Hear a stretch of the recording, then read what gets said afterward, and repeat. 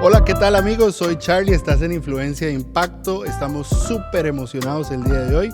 Como siempre te decimos, trabajamos con los líderes porque cuando un líder está bien, el resto del equipo está bien. Hoy es un día súper especial. Tenemos un invitado internacional que nos va a acompañar el día de hoy. Démosle. Hi, Andy. Hey, Charlie. It's great to have you here. Yeah, thanks for having me. How are you? Your experience here in Monterey? You liked it so far? It's great. The food is fabulous. Mm-hmm. The hotel is fabulous. Mm-hmm. People are fabulous. Okay. You're fabulous. Great. Thank you very much. So let's get into business, okay, right away. You're a son of a preacher, a very known preacher. And in preparing of this podcast, we were commenting with the team the fact that you study journalism, right, as a major, and then you went on to theology. But you have a leadership podcast. You have leadership books, and you're known as a leadership a person that is very known for principles around leadership. How does you end up talking about leadership with that background that you have? I think this journey began because, as you said, I'm a preacher's kid, and I always felt like always loved the church. Mm-hmm. This is just my opinion. The churches I was familiar with, I felt like they were pastored well. Mm-hmm. They were poorly led. Okay. And I, many years ago, I was exposed to some really good leaders, and I thought if I ever had an opportunity to be a pastor of my own church, I would elevate the leadership gear and the leadership value. And sometimes people feel like that's in contrast because leadership's about get things done. Yeah. Pastoring is about pausing and being with people. So I decided, hey, why not create an organization that is driven by leadership that creates the opportunities for pastors to pastor and leaders to lead. And in most churches, it's very difficult for the leadership gift to surface just because of the organization, the org chart, the values that are most appreciated in churches. So when we started our church, our mission statement even had the word leadership in it. I said, I want this value elevated in our local church. So consequently, I had to teach leadership. And then I started getting invited to speak about leadership outside the local church and outside nonprofit organizations. And Susie Gray, who I work with, said, hey, I think you should have a leadership podcast. And I'm like, I don't know that I have that much to say about it. She's like, well, let's try it. And that was, I think, almost 15 years ago. We were one of the first leadership podcasts way back when podcasts were kind of a new thing, you know. So, and that's kind of kept me in that gear, or kept me in that world.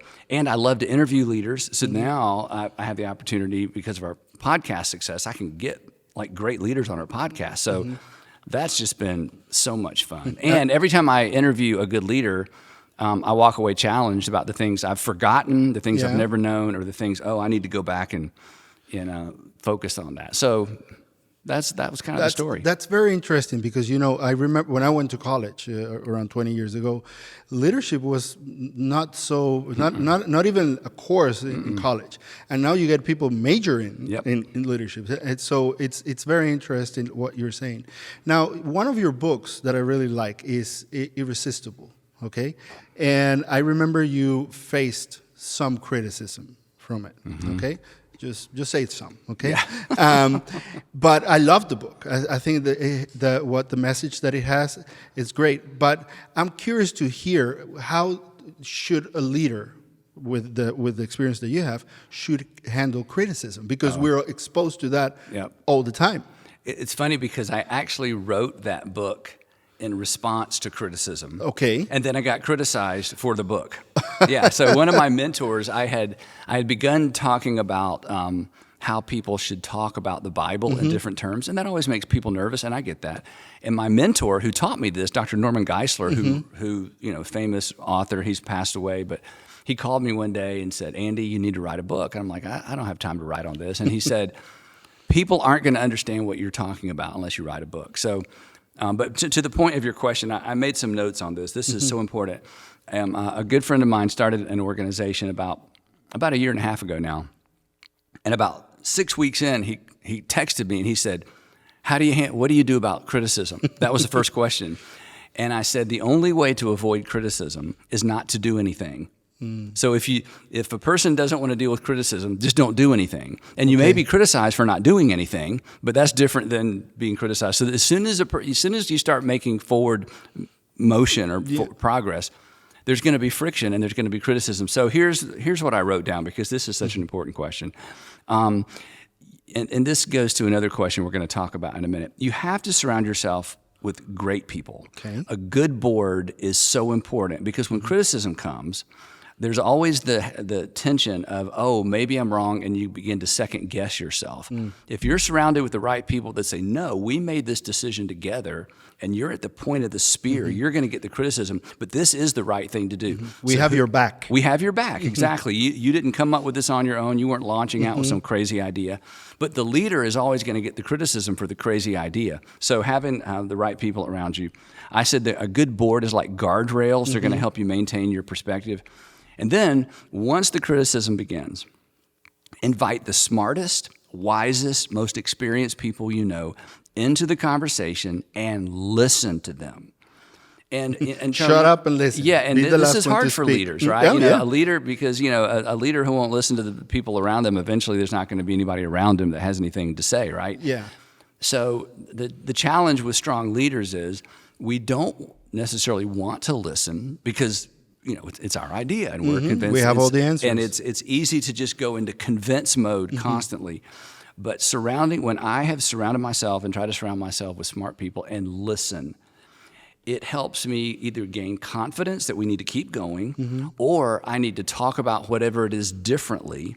And even currently, we're in the midst of some controversy now, and I actually reached out to a PR firm and said, okay, there's a guy in our church who runs a tube, actually, and we've reached out to both of them. And I said, what should I do? Okay. I think that we've made a good decision, but I want to manage the criticism appropriately. I don't want to just say, who cares? Who cares what those people say?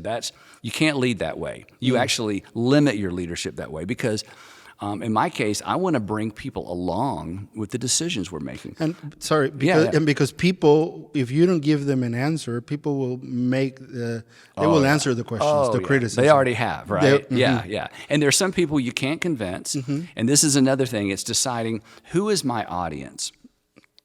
And since there are people that are unconvincible, it's a waste of time to argue with them on Twitter, argue with them online. It just becomes mudslinging. So you decide, okay, who is my core audience? Are they with me?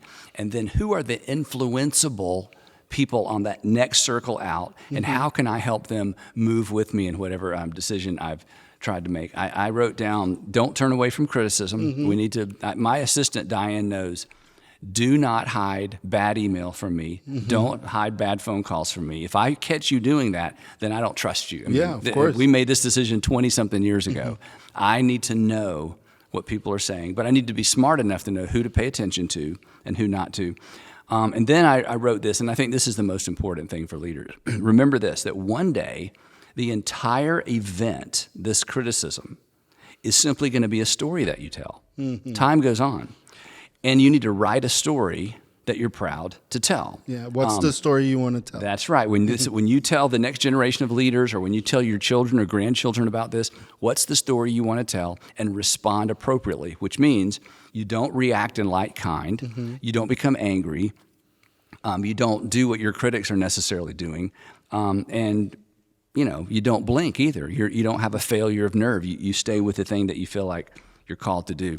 So criticism's going to come, and different people, because of personality, handle it differently. So again, the people that are around us, it is so important to help us hear what we need to hear and to help us ignore what we need to ignore. And I feel that that's very important, to hear what we need to hear, because if you're surrounded with just people pleasers, you're going to get just what they think you want to hear. Yep. If you get somebody, because the example that you give with Diane, if she covers those calls, she might filter the calls. She might think she's protecting you from something, and at the long run, it doesn't help. Well, you can't make great decisions without all the information, and sometimes your critics are the ones bringing you the information you need to know how to respond, or how to change a decision, or to explain a decision. So, but it's when we get angry, when we're, nobody likes to be attacked, but Of course. There's going to be criticism. I heard, I think it was Greg Rochelle that I heard him say that a leader needs to be comfortable being uncomfortable because it's just part of the role. That's a great way of saying it. And those seasons of being uncomfortable can be days, they can be weeks, they can be months, because some decisions, it takes a long time to play out before people go, oh, that was the right decision. You just don't know immediately. And again, that's part of leadership.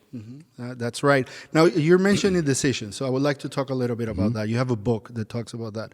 A leader makes decisions all the time. Yep. Whether they want it or not, that's part of what they need to do all the time. And those decisions can give or take away credibility with his audience, with his leadership team. And do you have a process in order to make a decision, or in your leadership experience, how have you handled decisions? Well, it goes back to a little bit of what I said. I have a leadership team, people I trust. I have the flexibility in our organization to bring different people to the table depending on the decision we're making. So that means you can skip a level. That's important, right? I'm glad you brought that up, Charlie, because the organizational chart is not always your friend when it comes to making decisions, because there are people further away from you in the organization that know more about the decision you're making, and so they need to be in the room, especially, especially when your decision is going to affect them. If they can be in the room, even if they disagree, at least they've heard the reasons why this decision is being made. So in terms of making decisions, to listen and to create an environment where the people who are bold get to share, but also the people who you have to call out or call into the conversation. They're not saying anything, but they're thinking something, and you finally say, hey, Charlie, you haven't said anything. I can't imagine that, Charlie, but a different Charlie, right? Another one. Just kidding, different Charlie. You say, hey, Francis, hey, you haven't said anything. What are you thinking? You're in this room because your opinion matters. Tell me what you're thinking. And some people process silently, some people process out loud, but getting those voices, listening, and then to the point of this question, somebody has to decide. Yeah. So here's my habit. Sometimes I'll say, this is what we're going to do.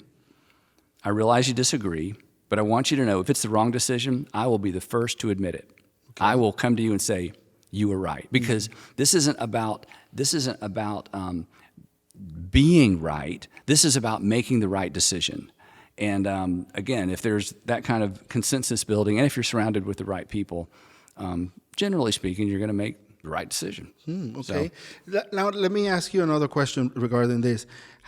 Is there a way that you make, because you have a leadership team, you're always talking and planning and all that, but once you skip a level, it might be intimidating to go into that room and say, what do you have to think? Yeah. How do you make them feel comfortable, or to create an environment where they can feel that they know that they can say what they think and they won't be losing their job? Yeah. You say exactly what you just said. Or you create a culture where that's the case. And one of the most frustrating things to me as a leader in our organization is every once in a while, in an exit interview, somebody will say, they'll say things in the exit interview, and I'm like, why didn't you tell us that? Because we can talk about this later. We have built into our organization ways for information to filter up. There's a variety of ways we do this.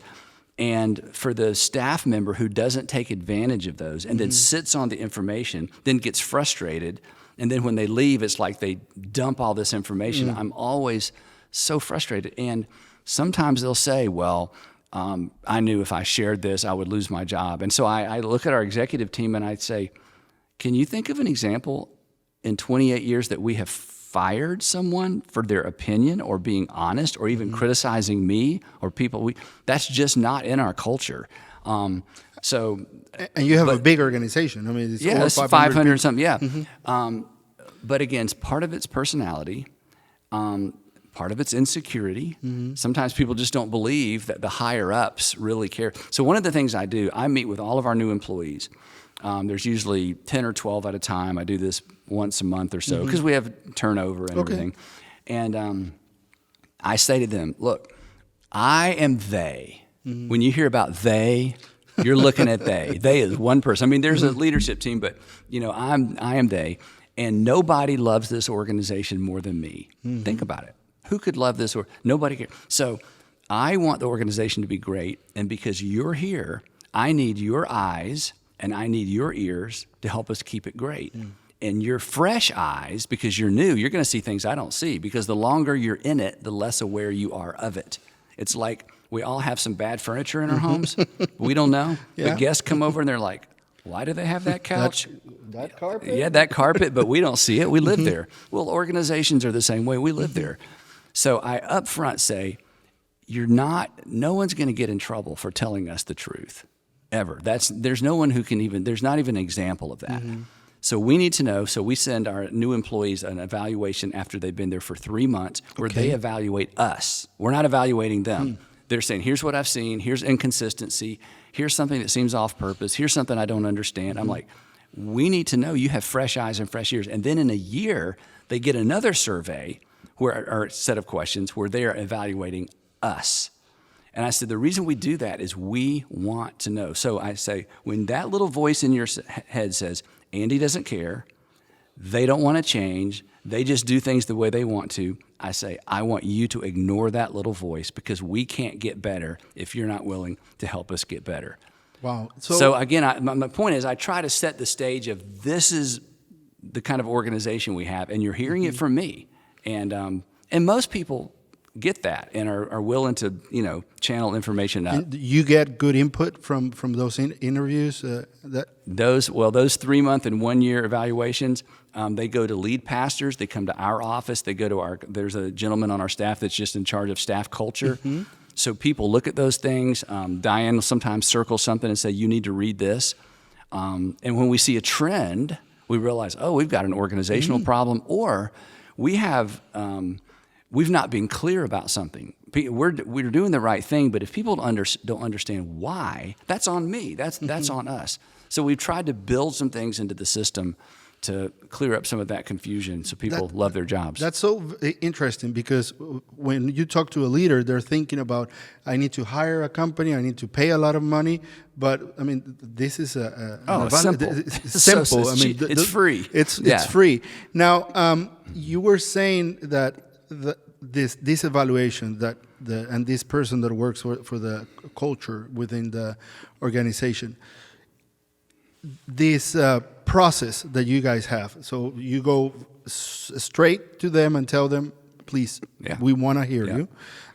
It's not just an email that we send. It's not a complaint box. You put it in the box. It's not then that. Yeah. We do a 3-month evaluation, or 1 year, 3 month and 1 year. 3 months and 1 year, and you say that you have gotten good input through the years for that. I think that's just great. Another thing that I remember now that you were talking about this is you need to decide, and this is a phrase, I'm not sure, I'm not quoting you, but you need to decide whether it's a problem to solve or a tension to manage. That's it. That's exactly how we say it. Yep. And that's something that it's probably some of the stuff that you get in those inputs, right? Yeah. Because, and the problem to solve versus a tension to manage. So for the audience, an example would be, am I working too much, or am I spending enough time with my family? Okay. Well, that's a tension that you manage. It's not a problem you solve. If you solve the problem, then you never go to work, because my family's going to have, then you have a real problem, right? Oh, yeah. Or I'm just going to stay at home. I'm just going to go to work all the time. So it's a tension. So in organizational life, people who are new and people who work primarily in one department oftentimes think, there's a problem to solve. For those of us who have kind of the global view of what's going on in the organization, we realize, no, that's actually a tension that we just manage. In other words, what you're feeling is never going to go away. In fact, if it goes away, we have a bigger problem.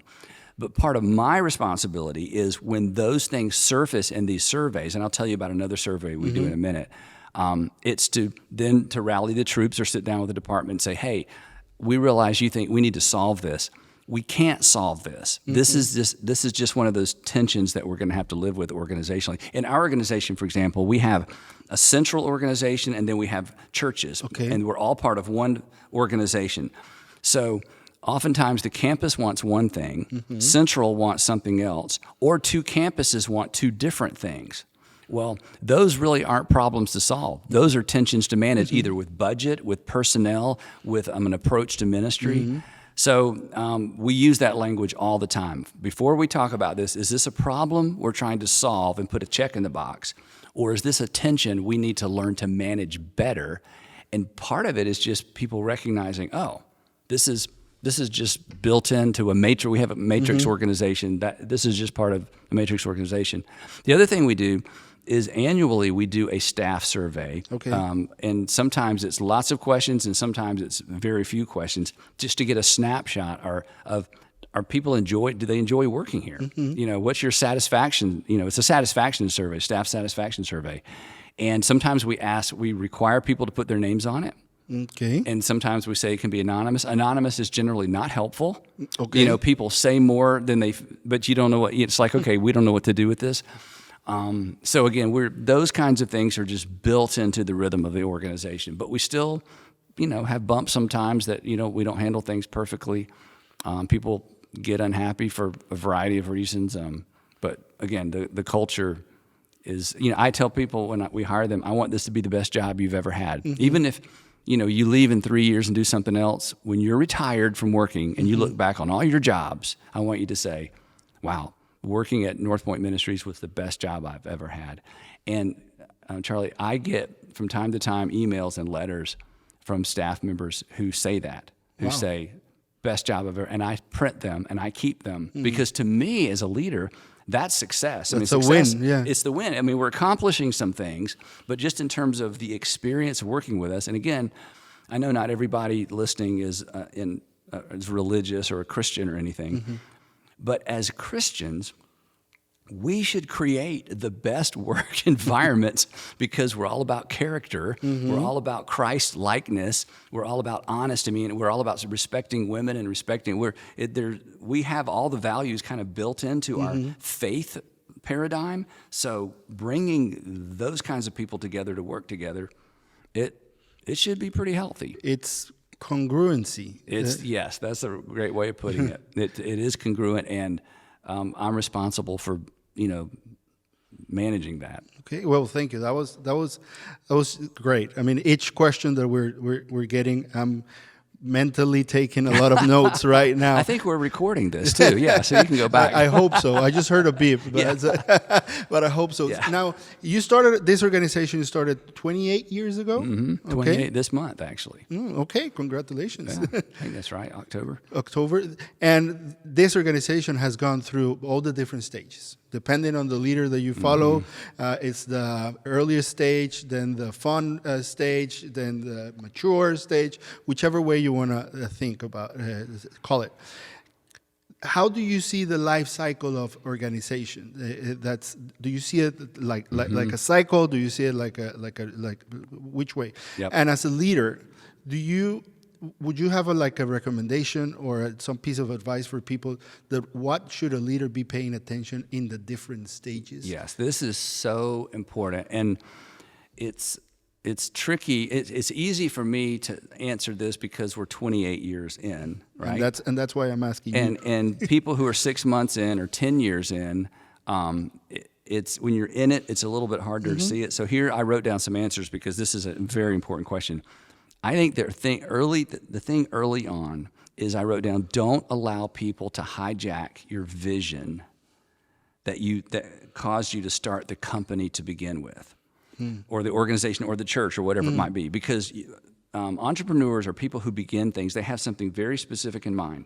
And what's in their head, even when they talk about it, is rarely what is in the minds of the people they're talking about it to, because we all hear it different ways. And what I've seen with church planters especially is they have a clear vision, but then they get church people that come in and they have a different idea, and they're donors and they're strong personalities and different backgrounds. They're from different backgrounds, and they have church hurt or they had a bad so it is so important early on to just be stubbornly committed to the vision. Now, stubbornness is not generally a virtue, but in this case, there needs to be stubborn commitment and focus on this is what we're doing, this is why we're doing it, and I would love for you to help me, but if this isn't what you want to do, then this may not be the church or this may not be the startup for you. And it takes a prior work for you as a leader to be so clear on your vision, to be able to defend it, like what you're saying. And when leaders aren't clear, if there's not a statement, the whole idea of we want to create a church that unchurched people love to attend, I mean, that was kind of a stake in the ground for us. Our current mission statement, it's a stake in the ground. This is what we're doing. There are churches that do other things. There are churches that do other things better. We're not all things to all people. This is what we do here, and that's what organizational culture is. This is how we do it here. This is what we do. This is how we do it. This is what we do. This is how we do it. There may be better ways. This is how we do it. So early on, you just have to be stubborn. And in some cases, for business leaders who are starting a company, what they're trying to do has never been done before, or it's never been done the way they've done it before. So everybody's a critic because it's easy to criticize something that's never happened before. Now, of course, once it's successful, everybody's doing it. It's like, oh yeah, it's simple. It's everybody. Yeah. So I think in that early phase, it's don't allow anybody to hijack the vision, which means the board of directors and the people you surround yourself with, you got to be careful that they are laser focused and committed. Otherwise, they have the power, right? Because the board can fire the CEO or even the founder. So, well, now that you mentioned that, I hear a lot of entrepreneurs, leaders, that they get in trouble with their board because their board think that they're the boss of the leader. Well, they are. Yeah, but I mean, in a way that they try to take that vision and they want to change it from him. So what you mentioned before, the fact that you need a great board that gets the vision. It's really important. Not just because they're successful, not because they're wealthy, but because they get the vision and they're passionate just like you. And the way we talk about it is that they come into the board meeting agenda free. They don't have an agenda. Their agenda is the success of this organization. They have ideas, they have experience, but they don't come in with an agenda. And for us, because of what we do, one of the things that's so important to me, and this isn't a prerequisite for a board member, but when I am able to involve someone who has been impacted by our organization, they are even more stubborn than I am sometimes. Or if one of their children was, it's like, okay, I love this church because of what happened to me, and now I'm on the board. Oh my goodness, they will protect the vision like crazy because they don't want there to be drift because they have personally benefited.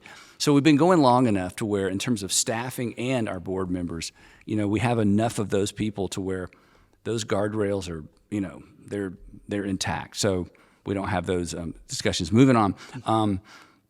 In terms of midway through, once the organization's kind of established, I want to go back to something I said earlier.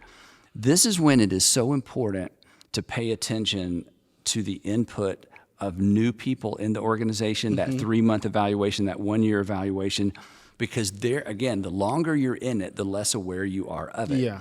And so it's easy to drift and not know you're drifting. It's easy to take for granted. Well, I've already said that. I've already communicated that. Well, the new people are the ones that are like, why do we do that? I know what you said the mission is, but this doesn't seem to line up. So, and you can take that as a criticism. Well, it always 100%. I mean, I'm saying all this like I'm above that. No, I've sat in our new employee evaluation meeting, our new employee meetings, and we do a Q&A, and they'll raise their hand and say, Andy, thanks for doing this. Why in the world? And I mean, on the inside, I feel defensive. Yeah. But I have learned, poker face, because I'm the boss, if I come across even the least bit offensive, they're just going to shut down. Nobody's going to. And who loses? Me. Or if I push back, well, I mean, they're new employees. They're not going to argue with me for the most part. So if, I've got to stay hands wide open, heart wide open, and not be defensive. But again, in those middle years, having feedback loops, really, really, really, really good feedback loops, keeps you on mission. And then at the end, or toward, once you're a mature organization, I don't mean the organization's ending, but once you're super mature, here is the temptation that so many organizations give into, unfortunately. Once you have a reputation and once you have some organizational capital, and that can be like physical capital, money, or it can be industry capital in terms of, oh, you're the go-to organization for whatever it might be. Influence. The temptation is to preserve that capital to the neglect of the mission. This always happens. This happens 100% of the time. There's going to be a test where, okay, this is something that in the old days we would jump on immediately, but now we've got all this reputation, all this influence, all this capital. We want to, as soon as an organization decides our new mission is to preserve the capital, the clock is ticking on their demise. That sounds like when you, instead of marry the mission, date the model. That's right. You marry the model. You marry the model. That's right. This is how we do it. This is how we've always done it. If we change it, we're going to lose people. If we change the product, we're going to lose people. If we change the menu, we're going to lose people. You know, there's 1,000 variations. But the temptation is always to preserve, and you have to protect core values, and you have to obviously be aware of protecting those core resources. But when you miss an opportunity or quit taking chances, you've just turned the hourglass over and time's running out automatically. And there's so many examples of this in industry. Oh yeah, I'm thinking about Blockbuster and Netflix. Kodak is one of them. It goes on and on and on. Right, they preserved rather than spending their capital, and spending that capital wisely. It's always a dilemma. But you can't stay relevant, and you can't continue to grow in whether it's influence or product sales or whatever it might be. And that's really tricky. And the more successful you are, the more tempted you are to make a bad decision in that season of the organizational life. So, wow, that was amazing. Thank you very much. Now it gets me to my next question. You guys have a set of behaviors or values. 6. Yep. 6. Yep. And I really love them. We have 6 because it fit on a cube. Okay. We had 7. I'm like, no, it has to fit on a cube. Okay. And one of them is replace yourself. Okay. And it's part of the commitment of everybody within the team, all the different teams. It's not only for the leadership team. It's something you share with everybody within the organization. But I was thinking when I was thinking about the questions that replacing yourself has different expressions depending on the life cycle of the organization. So I would like to ask you if you could talk about that and how you are living it right now in your life about replacing yourself. Yeah, so the idea of replace yourself, we say replace yourself, you'll always have a place. Because in a growing organization, you start off, we have one person that does this, but now we've grown, we need 2 people to do that. Well, now we need 3 people to do that. So if a person's really good at their job and at what they're doing, then bringing up the next person that could potentially replace them, well, that means they're multiplying. Well, anybody that's multiplying leaders or managers or a skill set, if they're multiplying and we're growing, then that's a good thing. So replace yourself. Ask the question, who's coming along behind me? Who could eventually step into my place? So for me personally, I do a couple of things that are kind of my core gifts or my core, the things that bring the most, the things that bring the most value to our organization. Okay. And I'm not the best at them in the world, but these are just the things I'm best at in terms of my skill set. So don't hear me saying something I'm not saying. So consequently, those are the areas where I need to replace myself. So one is communication. Okay. I'm a primary communicator. So that means the question is, who's coming along behind me that I could potentially replace myself in terms of communicating, but also in leadership, because that's the other thing that I do. Well, fortunately, we have multiple churches, so there's multiple opportunities to raise up communicators and to raise up leaders. So that's what I'm committed to. So I kind of pick our core people who are in those realms, especially communication right now, because I'm a better communicator than I am a leader. And this is not a statement of humility. I'm better at talking about leadership than leading. I just am. I mean, because I work with some extraordinary leaders who aren't necessarily as good of a communicator as I might be, but they're better leader. But I'm better at talking about it. Okay. Okay. So does that make sense? Yeah, a lot. So consequently, my greatest value add, I think, because of the nature of our organization, is to invest in our communicators to help them get better. So because eventually it's not if I leave, it's when I leave. Everybody leaves, right? I mean, you either leave well with somebody that steps into your place, or you leave unwell, but you're going to leave. Yeah. So, and that's true of everybody in the organization. Yeah. And since our senior leadership team is getting older, imagine that, we've all asked the question, okay, not if, but when, who's going to step into our role at the highest level of the organization?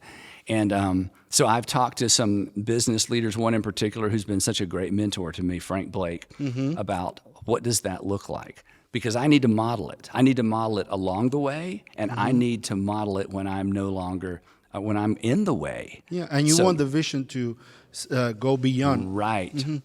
And Charlie, some leaders don't. I've seen, it's horrible.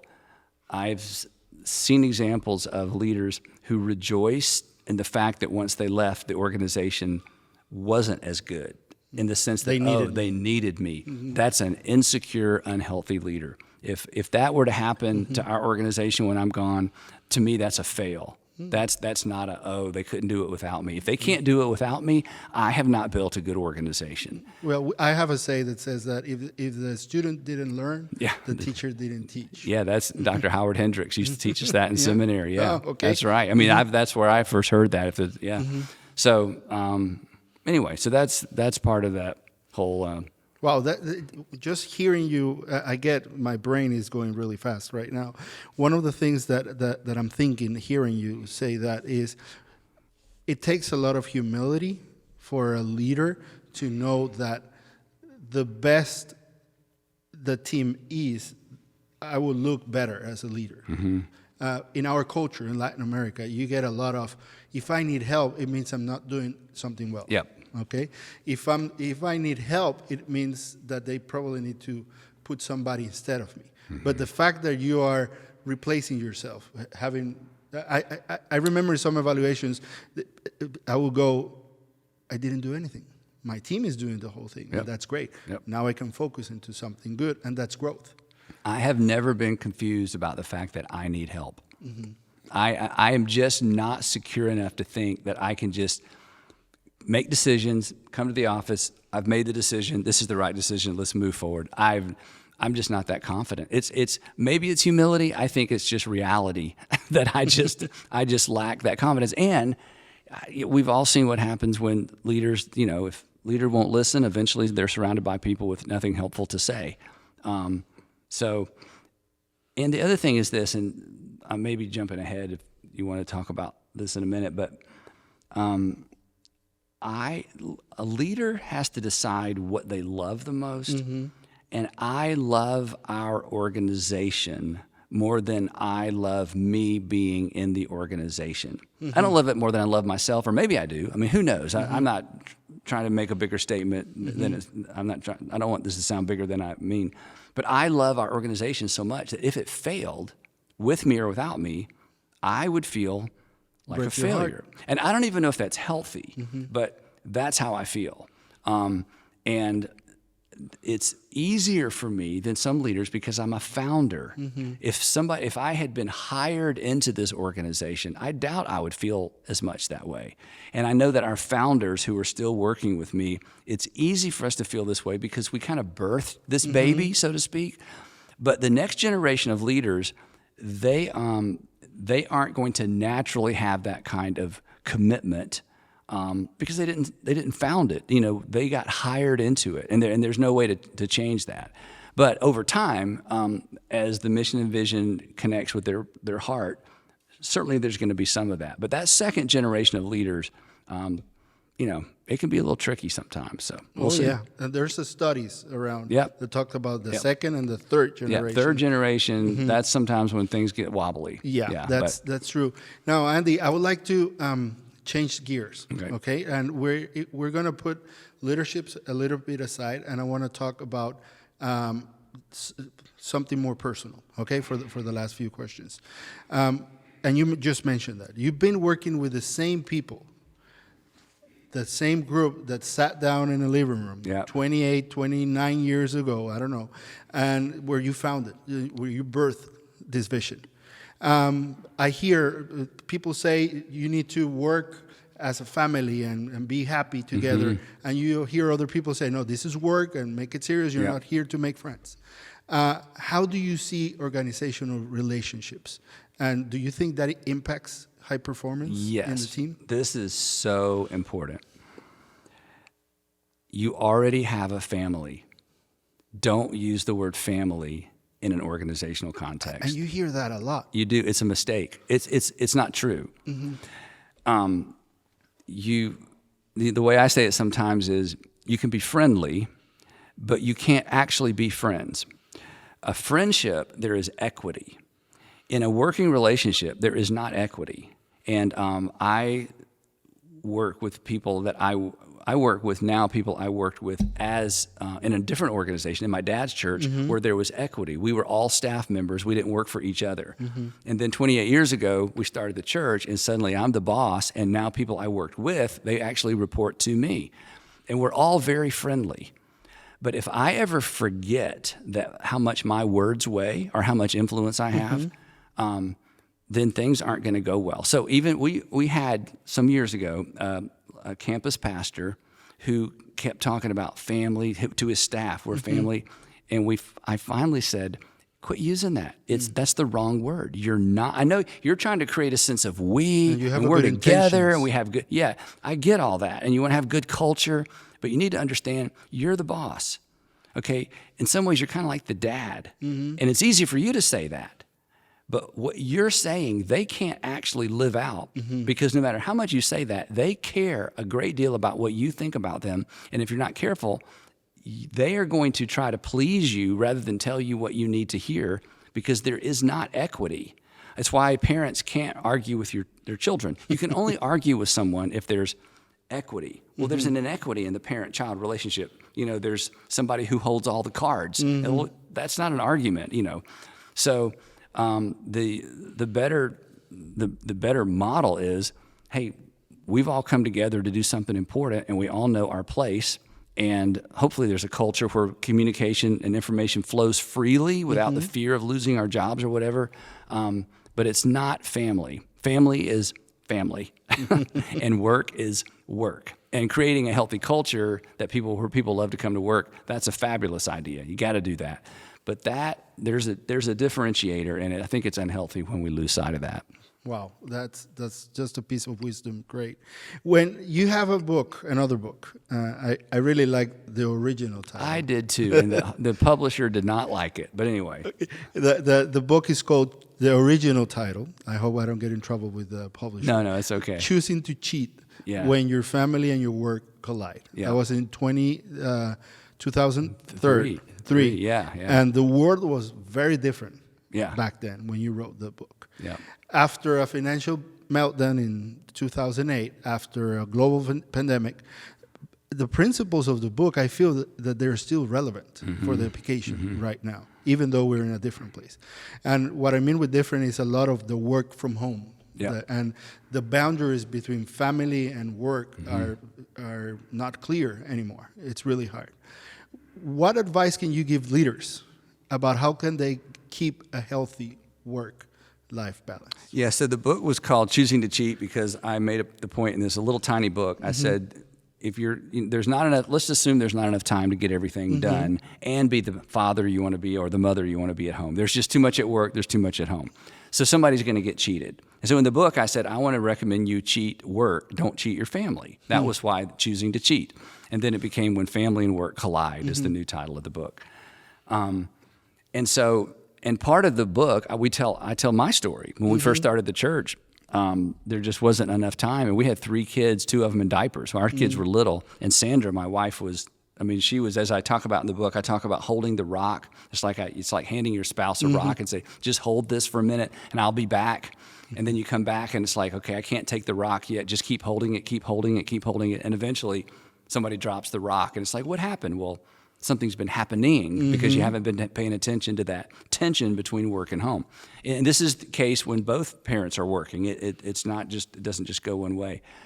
So to the point of your question, in terms of working from home and how crazy things have gotten, it really comes back to what I talk about in the book, and that is it's an honest conversation between a husband and a wife or partners to say, hey, what's going on? How am I feeling? And it's something you monitor constantly because, as I talked about earlier, it is a tension to manage. It's not a problem to solve.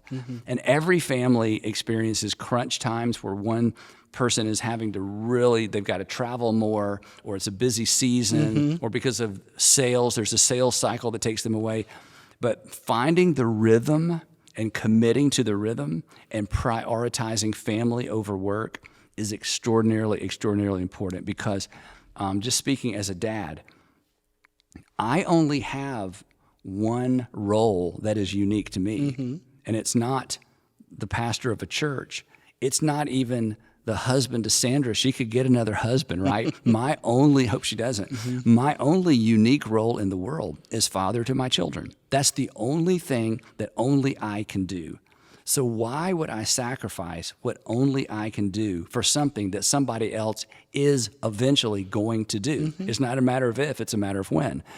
So prioritizing that, you just decide this is the priority, and then deciding what do the details look like and what did the details look like in different seasons of life is extremely important. Sandra and I had a little saying when our kids were young, no for now, but not forever. No for now, but not forever. In other words, here's some things we are not going to do for now, but eventually when our kids are grown or a different season of life, then maybe we will do those things. So we just took some categories. It wasn't, oh, well, are you free Thursday night? Are you free Sunday night? It's like, no, we just don't do that at all, ever. This is a no, while our kids were young, no for now, not forever.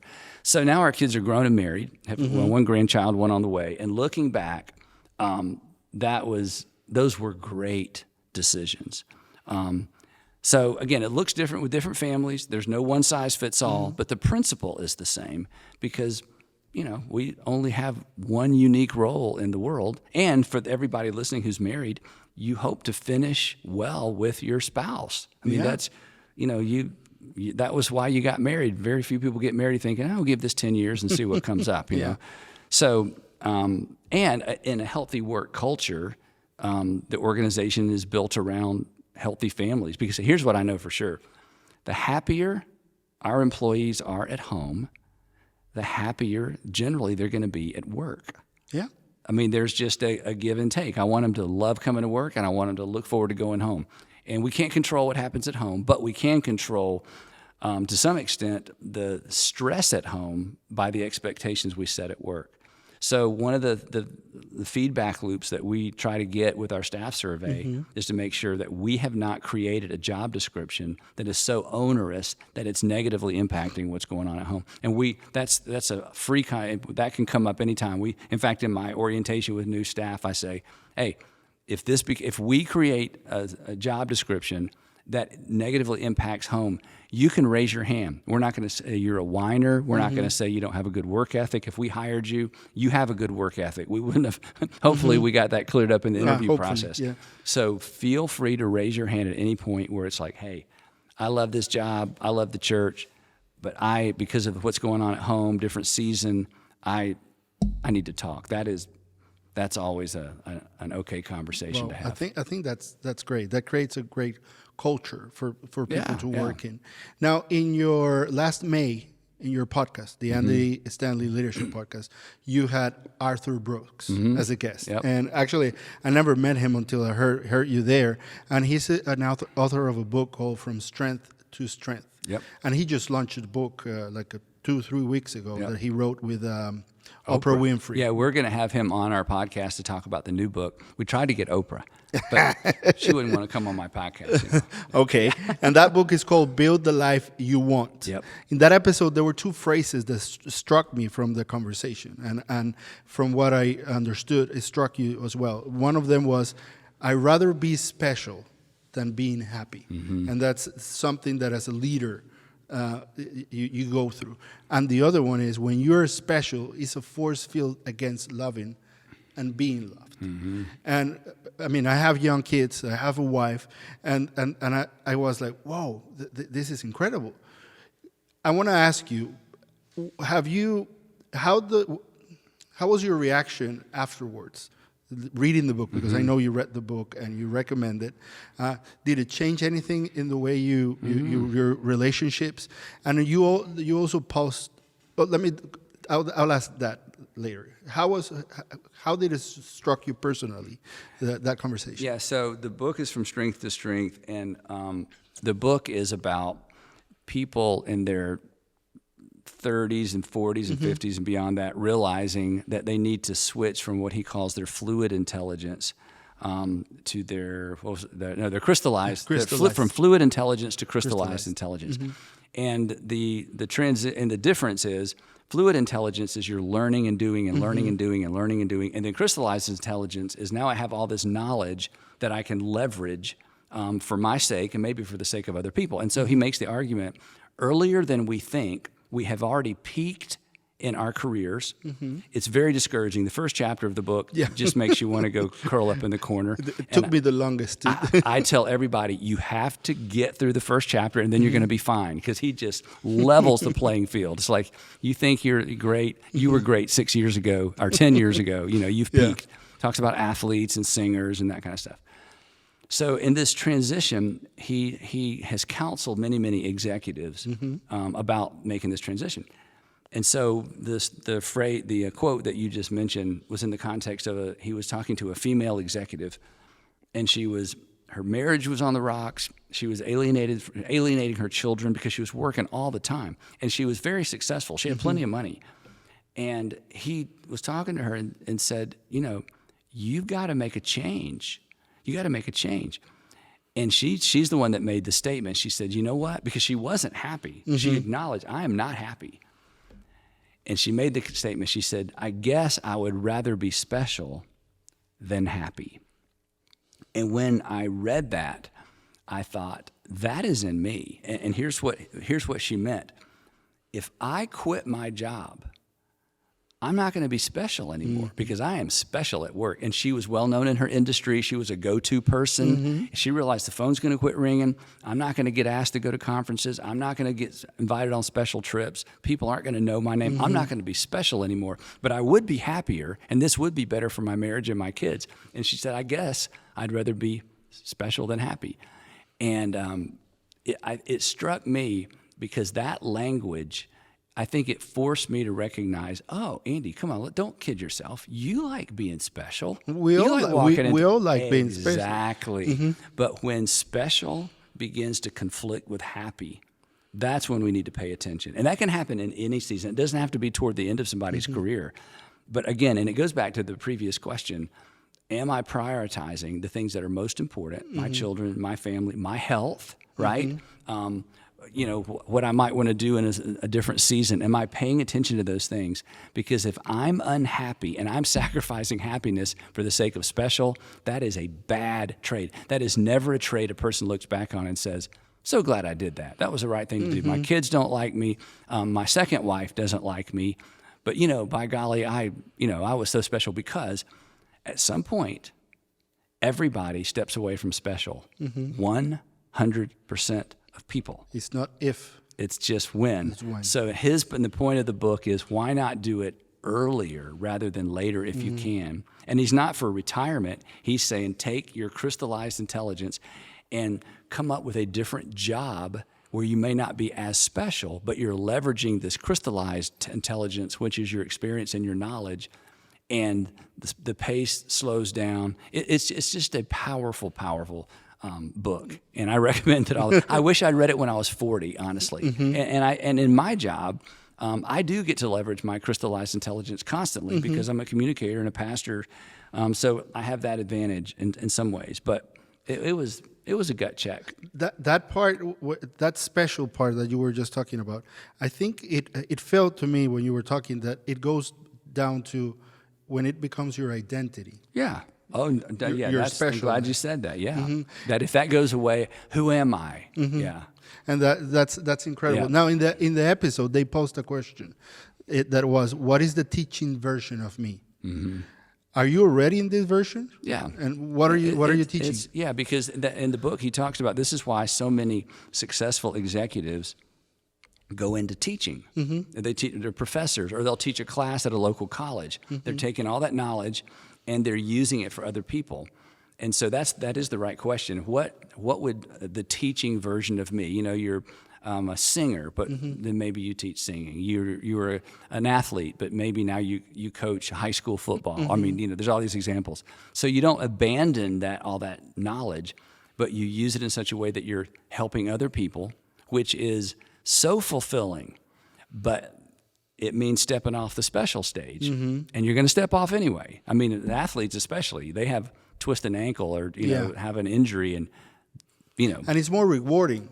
That part. That's what he makes the case for, but people are afraid to step off the stage in order to embrace that sometimes because we don't know what that feels like. So I have even recently given up a big chunk of my organizational responsibility to try to spend more time investing in our younger leaders, and it's so much fun.